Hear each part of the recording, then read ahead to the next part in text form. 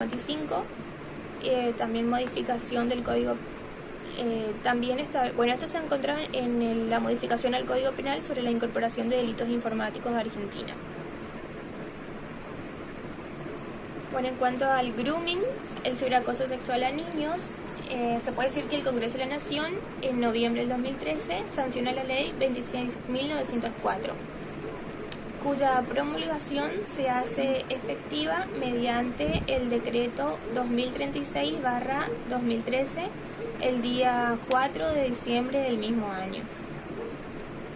La mencionada ley viene a incorporar a la legislación penal argentina la figura delictiva conocida internacionalmente como grooming, incorporando el artículo 131 de la siguiente manera: será penado con prisión de 6 meses a 4 años el que por medio de comunicaciones electrónicas, telecomunicaciones o cualquier otra tecnología de transmisión de datos contactare a una persona menor de edad con el propósito de cometer cualquier delito contra la integridad sexual de la misma. Dicha sanción surge como respuesta a las necesidades de penar aquellas problemáticas modernas que acontecen en la sociedad debido al dinamismo y masificación del avance tecnológico, especialmente en delitos como el grooming, que tiene como víctima a los menores de edad, y bueno, y donde se encuentra vulnerada su intimidad sexual. Surgen luego de la sanción de la norma un gran número de cuestionamientos por parte de la doctrina, que considera que esta inconsistencia van a dar lugar a variados planteos de inconstitucionalidad. Por su parte, la ley 11.723, que es la ley de propiedad intelectual, en nuestra República Argentina, la propiedad intelectual está regulada por la ley, como había dicho, 11.723, y se encuentra sancionada en septiembre de 1933, posterior modificación, que es la ley 25.036, que modifica los artículos 1, 4, 9 y 57, e incorpora el artículo 55 bis a la ley 11.723. Bueno, fue sancionada entonces el 14 de octubre del 98 y promulgada en noviembre del mismo año. El decreto 165/94 precisa un marco legal de protección para las diferentes expresiones de las obras de software y base de datos, así como sus diversos medios de producción. La ley de propiedad intelectual establece un régimen legal de propiedad intelectual que sobre las obras científicas, literarias y artísticas, como así también comprende los escritos de toda naturaleza y extensión, entre ellos los programas de computación, fuente y objeto. Lo que hace es permitir al creador o al titular de una patente, marca o derecho de autor gozar de los beneficios que derivan de su obra o de la inversión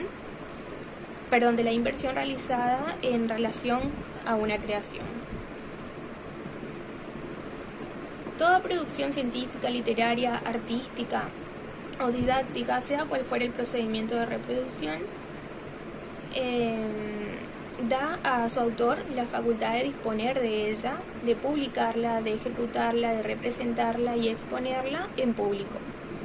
También de enajenarla, traducirla, de adaptarla o de autorizar su traducción y de reproducirla en cualquier forma. Son titulares del derecho de propiedad intelectual el autor de la obra, sus herederos o derechohabientes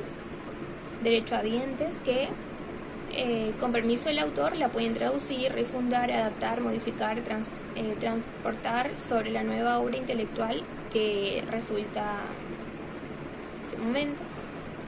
También la propiedad intelectual corresponde a los autores durante su vida y a sus herederos durante 30 años más.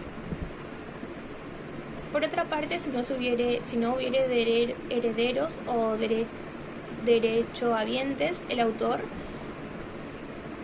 autor la propiedad de la obra corresponderá por 15 años a quien la edite autorizadamente.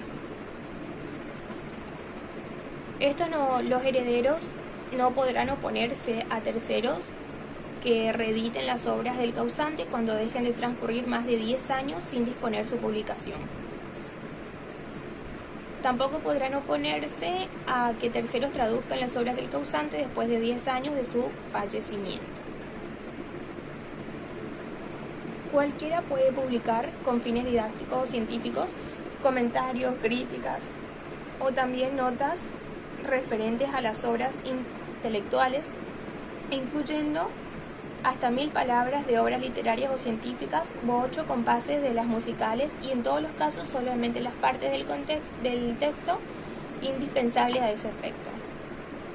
En cuanto a las obras literarias extranjeras, se puede decir que son igualmente aplicables a obras científicas, artísticas y literarias publicadas en países extranjeros, sea cual fuere la nacionalidad de sus autores, siempre que pertenezcan a naciones que reconozcan el derecho de la propiedad intelectual. Bueno, también regula otras más especificaciones sobre retratos y demás, pero consideré lo más pertinente lo mencionado anteriormente. Bueno, y para terminar con esta ley, se puede decir que en el registro de la propiedad intelectual nacional, el autor deberá depositar su obra para las películas cinematográficas, y el depósito va a consistir en una relación de argumentos, diálogos, fotografías y escenarios de sus principales escenas. Establece penas que será reprimido. La pena se encuentra en el artículo 172 del Código Penal. De cualquier manera y en cualquier forma defraude los derechos de propiedad intelectual que reconoce esta ley. Así también el artículo 72 bis dispone que será reprimido con prisión de 1 mes a 6 años, y ahí establece una serie de incisos en el cual se debe incurrir para que se aplique esta pena. Aparte de penas, también se puede aplicar medidas preventivas, que hace referencia a que los jueces podrán, previa fianza de los interesados, decretar preventivamente la suspensión de un espectáculo teatral, cinematográfico, también filarmónico u otro análogo.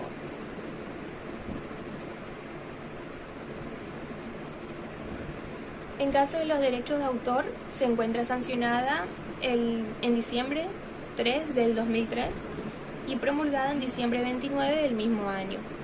En cuanto a esta ley, el artículo 20 establece que se encuentra sustituido de la ley número 11.720 por el artículo 1 de esta ley, en el que se establece que, salvo convenios especiales, los colaboradores en una obra cinematográfica tienen iguales derechos, considerándose tales al autor del argumento, al productor y director de la película. Cuando se trate de una obra cinematográfica musical en que haya colaborado un compositor, este tiene iguales derechos que el autor del argumento, el productor, y también iguales derechos que el director de la película. Bueno, y brevemente voy a explicar lo que son los datos personales. La ley número 25.326, que establece que hacia el año 2000 se sancionó la ley principal que regula el habeas data en Argentina, que es la 25.326. Desarrolla y amplía lo dispuesto en la Constitución.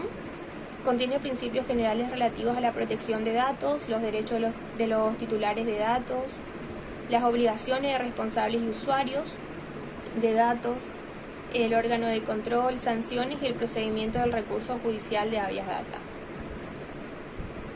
Bueno, tiene por objeto la protección integral de los datos personales asentados en archivos, registros, bancos de datos u otros medios técnicos de tratamiento de datos, sean estos públicos o privados, destinados a dar informes, para garantizar el derecho al honor y la intimidad de las personas. Esta ley fue reglamentada en el 2001 por el decreto número 1558, que introduce normas de aplicación a la ley, completa lo dispuesto en ella y clarifica aspectos de la ley que podrían interpretarse de manera divergente.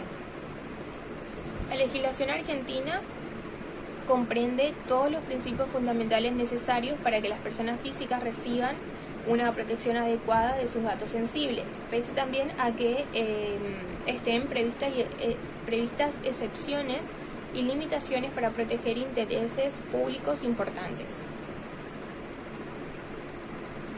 La ley prevé la creación de un órgano de control de protección de datos encargado de realizar todas las acciones necesarias para cumplir los objetivos y normas de la ley y goza de atribuciones de investigación e intervención. En el trabajo se adjunta un anexo en donde se encuentra el listado total de las normas que modifican o complementan a esta ley. En cuanto a las sanciones, pueden ser administrativas y sanciones penales. Bueno, las sanciones administrativas no requieren mayor explicación, pero en cuanto a las sanciones penales, establece las penas de reclusión y de prisión. Bueno, y así concluyo este video, donde hice brevemente una explicación de todas las leyes que se incorporó en el trabajo práctico número 2.